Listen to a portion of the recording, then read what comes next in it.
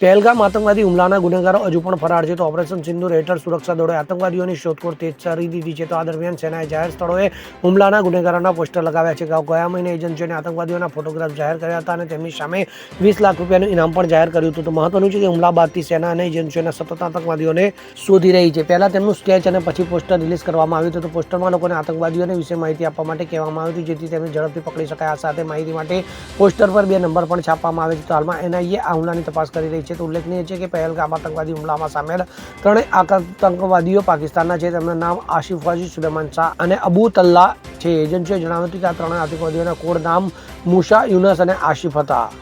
Bureau report, CN24 news. હવે જુઓ દેશ દુનિયાની તમામ ખબરો તમારી આંગળીના ટેરવે. ઉઠાવો મોબાઈલ અને ગૂગલ પ્લે સ્ટોર પરથી ડાઉનલોડ કરો અમારી CN24 ન્યૂઝ મોબાઈલ એપ.